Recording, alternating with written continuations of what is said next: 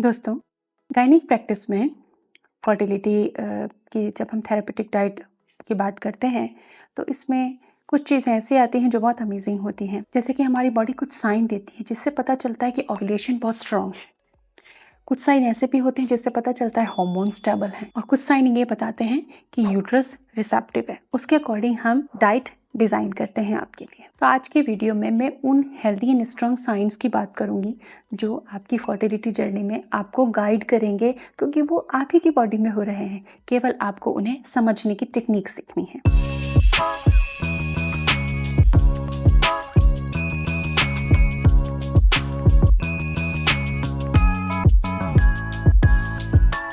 Welcome to Prerna's fertility care. ये है आपका वन स्टॉप डेस्टिनेशन जहां आप नेचुरली कंसीव करने का सपना साकार कर सकती हैं। चैनल का मेंबरशिप आप अब ज्वाइन कर सकती हैं। नीचे इस वीडियो के ज्वाइन बटन है। तो आज मैं आपको बताऊंगी ओव्यूलेशन के दिन के स्ट्रॉन्ग साइन जो बताते हैं कि यस, आपका ओव्यूलेशन होने वाला है। और इन साइन के बाद में आपको शायद ही ज़रूरत पड़ेगी किट की भी। तो इन ऑब्जर्वेशंस को आप समझें और अपने फर्टाइल डेज में ज़रूर नोटिस करें। क्लियर, स्ट्रेची, स्लिपरी एंड पानी के जैसा डिस्चार्ज अगर बढ़ जाता है 13 से 16 दिन के बीच में साइकिल के दौरान, तो मानिए कि स्ट्रांगली ये इंडिकेट कर रहा है कि आप ओवुलेट करने वाली हैं। और ये जो लिक्विड होता है, ये जो डिस्चार्ज होता है, ये 3 से 5 दिन तक एक फीमेल की बॉडी में स्पर्म को जिंदा रखने के लिए बनता है, प्रकृति बनाती है। ये दर्शाता है कि आपके शरीर में एस्ट्रोजन पीक पर है और इसी 3 से 5 दिन के दौरान आप ओवुलेट करती हैं। अंडा एक दिन के लिए लगभग 18 से 24 घंटे के लिए ही एक्टिव होता है एंड स्पर्म की अवेलेबिलिटी होने पर वो जल्दी से फर्टिलाइज हो जाता है। ड्राई होना या थिक डिस्चार्ज होना, वाइट अगर कलर लिए हुए डिस्चार्ज रहता है, तो ये इनफर्टिलिटी को दर्शाता है। कई पीसीओएस पेशेंट में या हार्मोनल इम्बैलेंस के पेशेंट्स में ऐसा होता है। दूसरा स्ट्रॉन्ग साइन है कि पेट के एक तरफ हल्का माइल्ड एब्डोमिनल पेन होना। जिस ओवरी से एग रिलीज होता है वहाँ हल्का सा पेन होता है। फॉलिकल रप्चर जब होता है तो फ्लूइड रिलीज होता है। ये फ्लूइड बॉडी में रिलीज होता है तो थोड़ा इरिटेशन क्रिएट करता है, तो इसलिए हल्का पेन आपको हो सकता है। ये शार्प होता है, बहुत हल्का होता है। कई बार ये एसोसिएटेड होता है स्पॉटिंग से और ये बिल्कुल हार्मफुल नहीं होता है।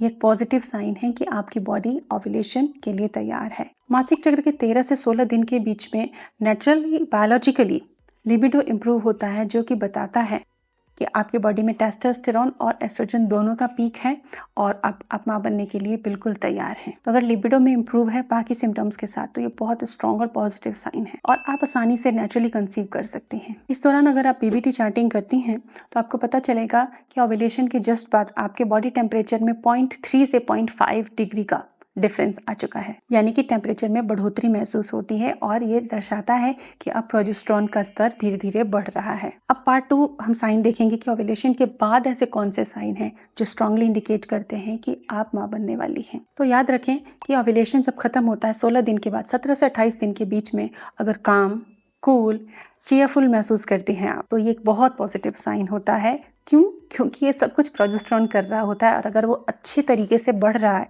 स्टेडी राइज है प्रोजेस्टेरोन में, तो आप काम, कूल एंड पॉजिटिव रहेंगे। अगर प्रोजेस्टेरोन बढ़ रहा है और गर्भधारण के पूरे चांसेस हैं, तो आपको स्पॉटिंग नहीं होगी। इसके बाद 17 से 28 दिन के बीच स्पॉटिंग नहीं होगी।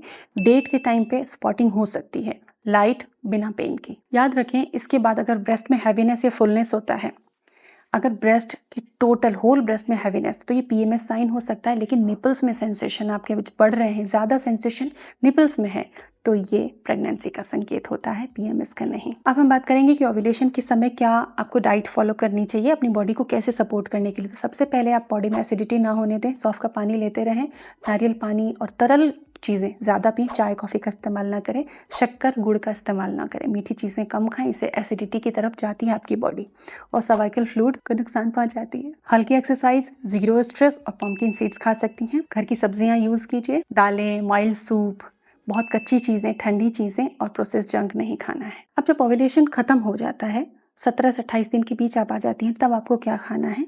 तब आपको कोई भी ठंडी रेफ्रिजरेटेड चीज़ें नहीं खानी है, फ्रेश खाना खाना है आपको।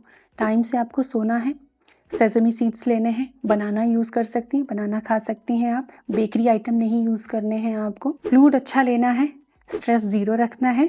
कैमोमाइल टी रात को सोते वक्त ले सकती हैं, गुनगुना दूध सोते वक्त ले सकती हैं। याद रखें हैवी एक्सरसाइजेज, फास्टिंग, त्योहार अगर आ गया फास्टिंग कर रही हैं तो आपको ये सब किए पे पानी फिर सकता है। फास्टिंग से आपको बचना है।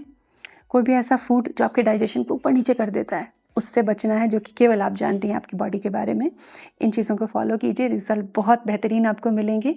It's our promise. Thank you.